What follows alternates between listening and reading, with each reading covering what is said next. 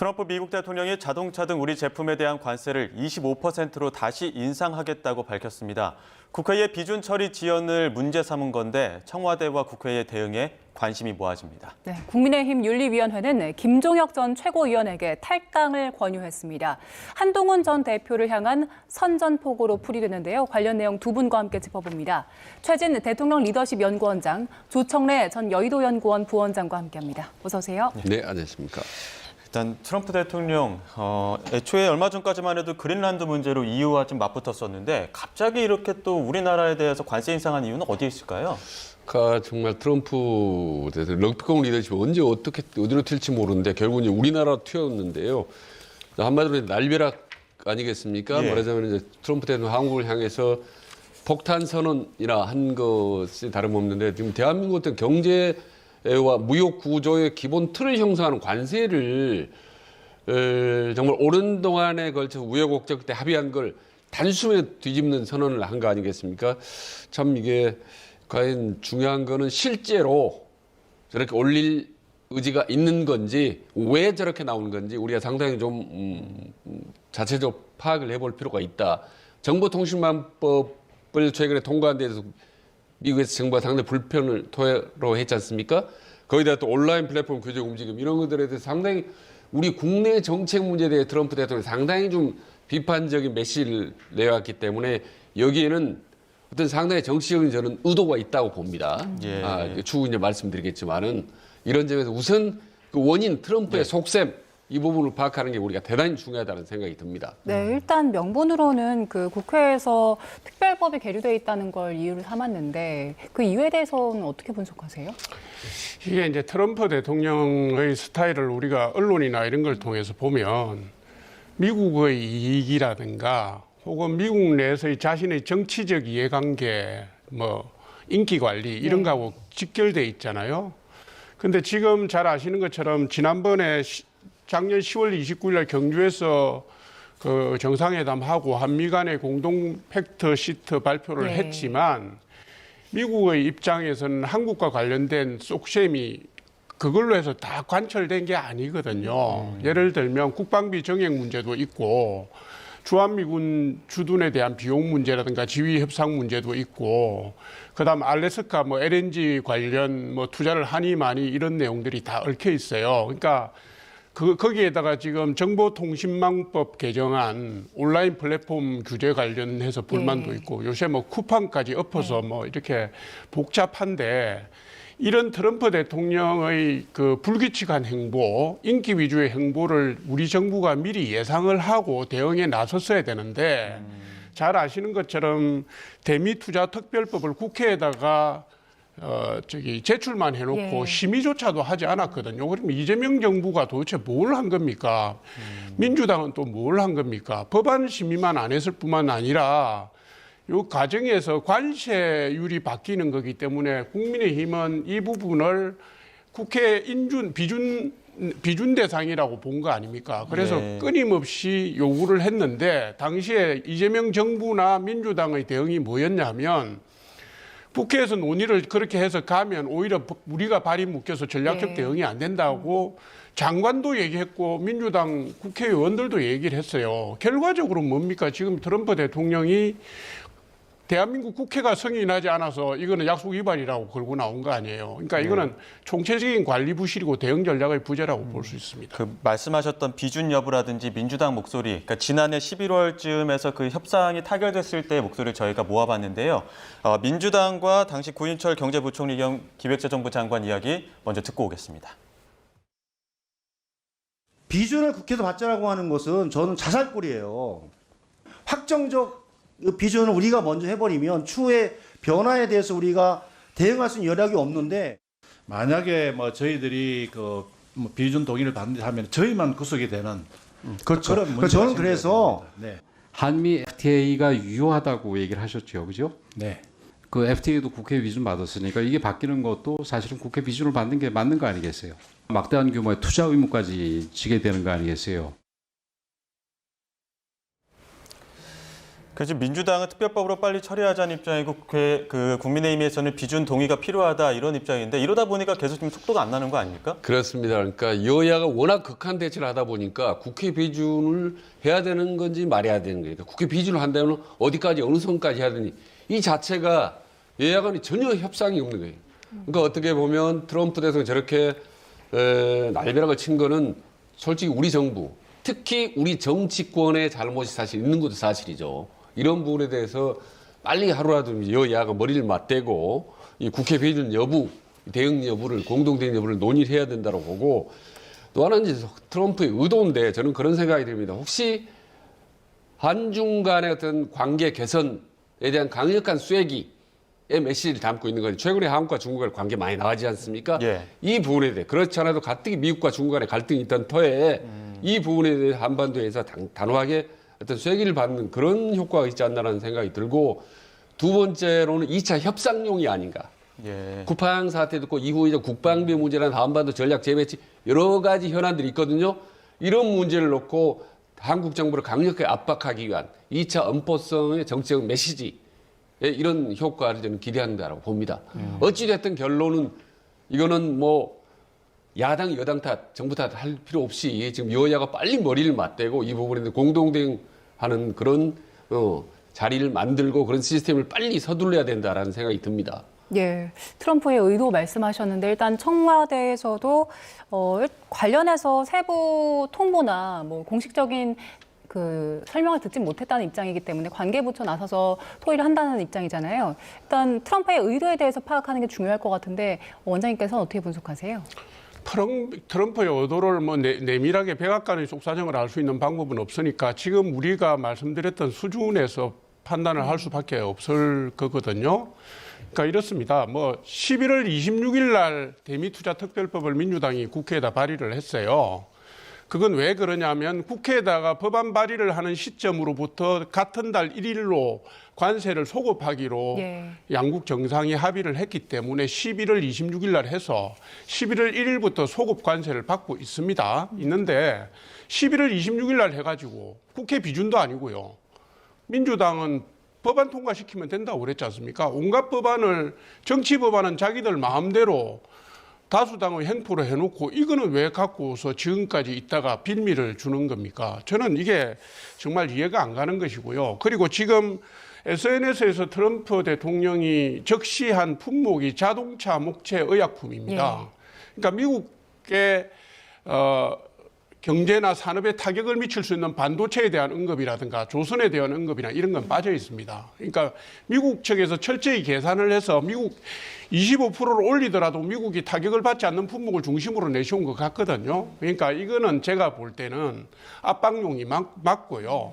안보라든가 국방비 뭐 이런 문제와 관련된 거, 주한미군의 전략적 유연성과 관련된 이런 부분을 볼 때 지금 트럼프 대통령 입장에서는 이재명 정부의 행보가 좀 틀을 벗어난다고 볼 수도 있어요. 아까 저기 원장님 말씀하셨는데 동맹에 대한 회의감을 내포한 엄포성 발언 아닌가 싶어요. 그러니까 이 부분은 제가 볼 때 빨리 대응에 나서서 미국 측에다가 니들이 원하는 게 뭐냐, 우리 국회에서 빨리 통과시킬 수 있다, 뭐 이렇게 가든지 아니면 비준 절차를 밟든지 해서 논란의 소지가 되는 그러니까 이유 원인을 소멸하는 게 중요하다 이렇게 봅니다.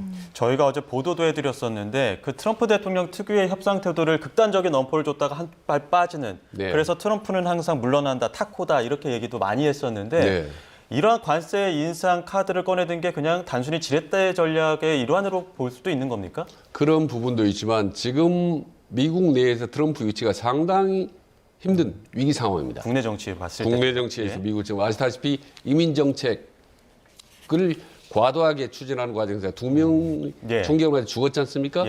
이런 상태에서 미국 전역에서 시위가 일어나고 있습니다. 그리고 제가 알 거로 최근 한 20, 30년 동안 본 적이 없는 현상인데 미국의 과거의 대통령, 그러니까 오바마, 클린턴 전 대통령이 미국 국민들에게 이제는 들고 일어나라라고까지 얘기를 해요. 가만둬서는 되지 않는다라고. 저는 미국의 과거 대통령이 진영을 떠나서 저렇게까지 현직 대통령을 비판하는 걸 본 적이 없습니다. 그 정도로 미국 국내 정치가 지금 아주 심각하기 때문에 저 국면을 전환하기 위해서 외부에 돌리기 위해서 대한민국을 한국을 압박하는 그런 예. 조건이 있었다. 특히 이제 경제적인 이슈로 예. 방향전하기 위한 다분히 정치적으로 고도의 그런 공학적인 의도가 있다라는 분석이 상당히 많은데 저는 그 부분이 상당히 좀 일리가 있다고 봅니다. 예. 예. 트럼프 대통령이 그 SNS 올리면서 즉각 인상하겠다라고 했지만 그 적용 시점에 대해서 명확하게 밝히진 않았거든요. 그렇다면 이거 바로 올린다는 겁니까? 아니면 어느 정도 한미 정부가 좀 협의를 또 가질 가능성도 있을까요? 바로 그 점이 제가 볼 때는 압박용이라고 보는 거예요. 이분의 성격 같으면 당장 올리겠다라든가 뭐 이게 들어가야 되는데 시점에 대한 언급이 지금 빠져 있거든요. 예. 지금 트럼프 대통령의 미국 내 입지는 어렵다는 거 우리가 다 알고 있고요. 관세 정책에 대해서 미국 대법원이 지금 판결을 앞두고 있고 관세 정책으로 인한 미국 내 물가 인상이라든가 서민 경제의 뭐 피폐함 이런 것 때문에 인기도 별로 좋지가 않고 이민 정책도 엉망진창이고 해서 이분은 제가 볼 때는 자기가 했던 정책이 있으면 문제점이 돌출됐을 때 이거는 수정해야겠다. 다른 길을 찾아봐야 되겠다는 분이 아니고요. 더 세게 밀어붙이는 그런 분 같거든요. 그래서 최근에 보면은 전방위적으로 지금 압력을 높이고 있잖아요. 유럽에 대한 부분도 그렇고. 그다음에 비교적 한국이나 일본에 대한 압박은 비교적 피해갔는데 전방위적으로 지금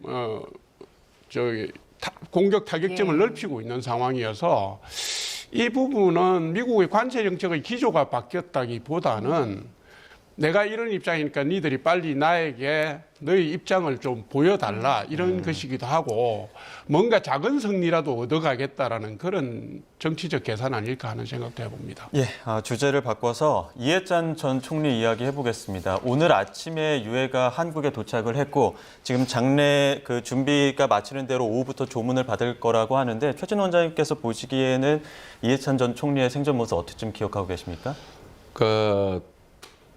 민주 진영의 어떤 대부라는 얘기, 그래서 진보 진영의 어떤 그런 멘토 역할을 하고 있는 상당히 비중 있는 사람입니다. 특히 이제 정치적으로 전략적으로 대단히 능한 사람이기 때문에 언론에서는 이제 큰 힘이 있고 그다음에 아주 유능한 선거의 어떤 전략가, 설계자 이런 평가를 받을 정도로 진보 진영 내 민주당 진영 내에 차지하는 비중이 아주 높은 인물이죠. 특히 제가 알기로는 거의 지금 이재명 대통령에게 편하게 직설적으로 조언을 하거나 같이 의논을 할 수 있는 거의 유일한 인물? 뭐 이런 인물이었기 때문에 진보 진영 입장에서는 상당히 좀 아쉬운 별 하나가 이제 떨어진 셈이죠. 그래서 드물게 사회장인데 최근 들어 사회장을 좀 본 적이 없습니다. 사회적으로 상당히 영향을 미친 사람을 5일장을 하는 건데 어떤 민주당이나 진보 진영에서는 상당히 당 차원에서 좀 추도의 열기를 갖고 아마 서울뿐만 아니라 주요 도시 5개 도시에도 전부 추모 빈소를 설치하고 이제 그런 것 같습니다만은 뭐 어찌됐든 정치적인 그 거물 한 명이 이제 졌기 때문에 뭐 애도하는 것은 뭐 당연하다라고 생각이 듭니다. 국회의장을 비롯해서 국무총리까지 직접 나가서 유해를 맞이했는데 어떻게 좀 보셨습니까? 기관장하고 사회장을 같이 하잖아요. 기관장이라는 건 아마 민주평통을 얘기하는 거고 사회장이라는 것은 뭐 우리 사회에 공적이 크신 분을 기리는 것이기도 하지만 사실은 민주화 과정에서 시민사회단체의 추앙을 많이 받았던 분들이 대상으로 해서 시민사회 역량을 합해서 이제 추모를 하는 건데요. 민주당 입장에서는 뭐 아마도 지금 장례위원장을 국무총리가 나서는 그 이상의 예우를 하기가 힘들고요. 국가가 나섰다라는 부분을 보여주는 상징적인 것이기도 하고 장례위원회에 민주당의 대표라든가 당직자들이 다 들어가 있고 하니까 뭐 이분이 평생을 살면서 대한민국의 민주주의라든가 뭐 현대사회 발전에 공헌이 있으신 분이니까 예우를 하는 것은 지나치지 않다고 봅니다. 예, 알겠습니다. 자, 저희는 주제를 좀 바꿔보겠습니다. 국민의힘 이야기를 해볼 텐데 국민의힘 윤리위원회가 김종혁 전 최고위원에게 탈당을 권고했습니다. 한동훈 전 대표의 제명도 임박했다는 관측이 나오는데요. 친한계에서는 한 전 대표를 향해 법적 조치 등의 전면전을 촉구했습니다. 관련 목소리 듣고 오시죠. 우리 당원들과 지지자들의 정서가 있잖아요. 한동훈 씨를 이렇게 어설프게 놔둔 상태로는 국민의힘 지지 못하겠다는 당원들과 전통 지지층도 상당히 많아요. 그 수비수들이 다 무너지면 네. 아무리 대단한 미드필더 갖다 놔도 게임이 안 되잖아요. 네. 지금 국민의힘은 매우 어려운 상황이지 않습니까? 예. 지지층을 일단 결집시키는 게 첫 번째 과제였던 것 같고요. 그 첫 번째 과제의 클라이맥스가 이제 한동훈 제명입니다. 뭐 단식이 끝나고 나면 어쨌든 그 어찌 됐건 무슨 뭐 보수가 통합이 됐다, 뭐 단합이 됐다, 뭐 이런 얘기하니까 그렇게 하고 난 다음에 빨리 다음 수순으로 가기 위해서는 본인들이 얘기하는 그 이물질이라고 하는 세력들을 걷어내야 되지 않나. 그래야 단합이 된다라고 생각을 하는 것 같아요. 쉽게 넘어갈 수 있는 거거나 아니면 타협할 수 있는 거거나 그렇게 보여지지가 않아요. 저는 가처분 신청이라도 좀 해봤으면 좋겠어요. 왜냐하면 제가 알고 있는 한동훈 전 대표는 국민의힘을 좀 지키고 싶은, 이 안에서 정치를 하고 싶은 의지가 굉장히 강하기 때문에 네, 일단 탈당 권유 징계를 내린 건데 이게 말은 권유인데 10일 이내에 자진 탈당하지 않으면 최고위에서 제명할 수 있다면서요? 네, 맞습니다. 예. 그 국민의힘의 징계는 4단계로 되어 있습니다. 경고, 당원권 정지, 탈당 권유, 그다음에 제명인데요. 탈당 권유를 받고 10일 이내에 탈당계를 제출하지 않으면 제명이 되는 수순입니다. 예. 근데 왜 갑자기 그 징계수를 높인 겁니까? 지금 제가 볼 때는 이렇습니다. 이게 이제 장동혁 대표가 그 단식 투쟁에 들어가기 전까지만 해도 통합의 아젠다로서 이 문제가 다루어졌는데요. 단식 투쟁의 과정에서 이 문제에 대한 사회적 압력이 높아지면서 당사자들이 장외 투쟁의 방식을 채택을 사실상 네. 했어요. 이게 뭐냐면 당의 그 당무감사위원회의 감사 결과라든가 중앙윤리위원회의 그 심의 과정에 대한 문제 제기나 보완을 재심의를 요청하는 방식이 아니라 장외로 뛰어들어가서 당을 오히려 공격하는 형식이 되다 보니까 이게 통합의 아젠다가 아니라 분열의 아젠다로 성격이 변한 겁니다. 이렇게 되면 중앙당 입장에서는 점점 선택의 폭이 줄어들고 여지가 좁아져요. 그리고 이제 이종혁 전 최고위원 같은 경우는 그동안에 매체나 방송을 통해서 상당히 그 수위 높은 비판을 가했잖아요. 이런 부분들이 누적적으로 지금 중앙당이 어떤 결정을 하더라도 더 누적적으로 부정적인 부메랑이 돼서 돌아올 수 있겠다는 판단을 중앙당이 한 것 같아요. 네. 그래서 아마 징계 수위를 높인 것 같은데 이 문제는 제가 볼 때는 지금 단계는 정치적 해법이 잘 안 보입니다. 왜냐하면 한동훈 전 대표도 이 문제와 관련해서 조작됐다, 이건 사실이 아니다, 자기는 관여하지 않았다고 주장하고 있지만 사실은 언론에 대고 하고 있는 얘기잖아요. 그 문제가 있다면 윤리위원회에 가서 혹은 서신이든지 답변 자료를 통해서 이런 문제는 조작이 됐고 이 문제는 사실이 아니고 이렇게 가야 되는데 통째로 묶어서 공격을 하다 보니까 이게 당이 선거를 앞두고 결집력을 발휘한 다음에 확장성을 가져나가야 되는 중대한 시점에 이게 점점 분열의 그 소재로 작동이 되어서 굉장히 어렵습니다. 그래서 현재로서는 제가 볼 때 중앙당이 입장을 바꿀 만한 계기나 어떤 내용이 없는 것 같아요. 이대로 갈 수밖에 없는 것 아닌가 하는 추정을 해봅니다. 예, 지금 김종혁 전 최고 같은 경우에는 결국에는 법적인 조치에 나설 걸로 보이는데 그렇게 된다면 법적인 조치에서는 할 수 있는 조치들이 어떤 게 있을까요?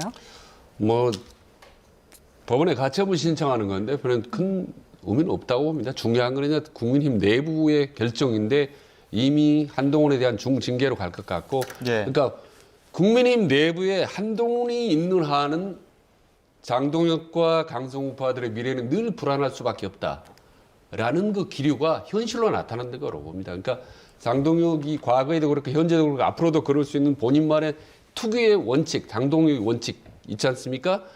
친윤 반한, 윤석열 어게인 세력 같이 가되 한동훈 세력과는 절대로 함께 가지 않는다라 이 원칙을 다시 재확인한 거죠. 예. 사실 하필이면 공교롭게도 본인이 단식으로 투쟁을 입원했다가 퇴원한 날 중징계를 선언했지 않습니까? 김종인 의원에 대해서. 그거는 장동혁 대표가 작심하고 사실은 제명을 서명했다라는 상징적인 의미가 있거든요. 예. 그럼 이후 한동훈에 대한 어떤 중징계 방향, 그리고 이후 앞으로 한동훈 지지하는 당내 그룹에 대한 강력한 견제 내지는 축출 의지, 장동혁 대표 의지가 예. 거듭 드러났고 예. 앞으로 점진적으로 그건 나타날 것으로 봅니다. 예, 뭐 29일, 그러니까 모레 장동혁 대표 또 최고위에서 또 복귀할 것이라고 지금 전망이 되고 있으니까 그 자리에서 어떤 이야기를 할지도 좀 주목해서 봐야 될 것 같고요.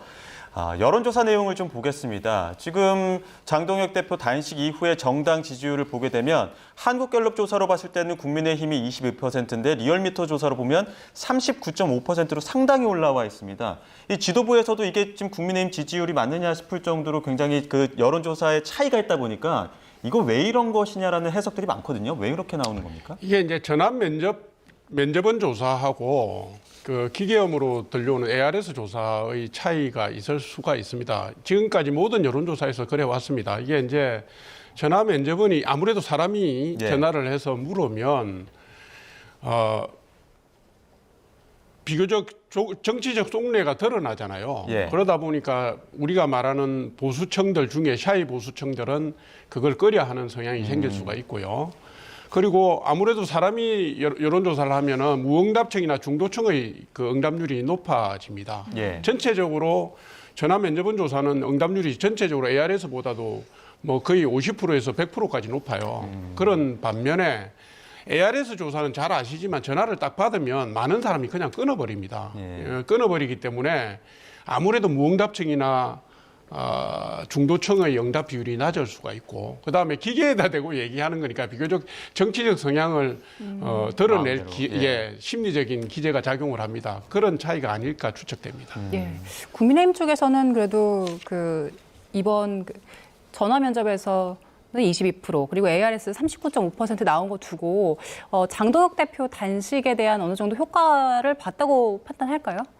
그런 측면이 있다고는 보지만은 큰 틀에서 보면 저는 별 의미는 없다고 봅니다. 왜냐하면 지금 국민의힘의 정당 지지율이 올라간 이유 두 가지를 보거든요. 하나는 장동혁 대표의 단식 효과, 예. 또 하나는 박근혜 전 대통령 깜짝 등장 효과.